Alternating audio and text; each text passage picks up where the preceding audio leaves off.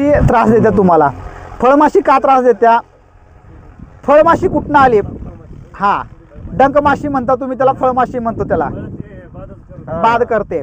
तर ह्या फळमाशीचं तुम्हाला मी सांगतो गंमत काय आहे की फळमाशी हे कलिंगड खायला येत नाही आपल्याला.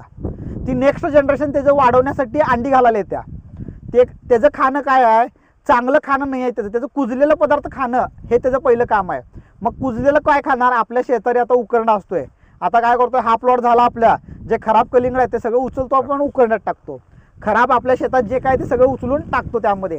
त्यातल्या खास करून भाजीपाला आणि तुमचं फळ पिकं जे काय खराब कुजलेलं आहेत ह्याच्यावर फळमाशी येते. ते कुजलेलं सगळं खायला बघते आणि ते खाऊन झालं की मग अंडी घालायला ज्यावेळेला त्याचं मेटिंग होते, अंडी घालायला ज्यावेळेला वेळ येत्या त्यावेळेला मग आपलं छोटी छोटी फळं बघतात. कारण का त्याचं डंक घुसायला पाहिजे ना, त्यात मोठ्या फळात घुसत नाही, लहान मोठ्या ह्याच्यात घुसत नाहीत, लहान ह्याच्यात घुसवते. त्याचा उद्देश पण काय आहे बघा की घुसून अंडी घातली, त्यात अंडी उबवले त्या आयांना काय तर खायला मिळायला पाहिजे. म्हणजे ते किती हुशार आहे बघा. ते काय करतंय की त्याच्या अंडी पिल्ली जन्मल्या त्यांना काय तर खायला मिळायला पाहिजे आयतं, म्हणून चांगल्या लहान ह्याच्यात त्या अंडी घालून ठेवत्या. आळ्या बाहेर पडल्या लगेच खायला चालू करतात. तिथं ते खाऊन झालं त्यांचं, परत सुप्त अवस्थेत जातात आणि परत डंक येऊन परत आणि इकडे तिकडे फिरायला चालू करतात.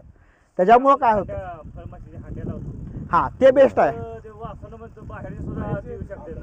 येणार की, पण सगळं कंट्रोल करणं गरजेचं आहे ना आपल्याला.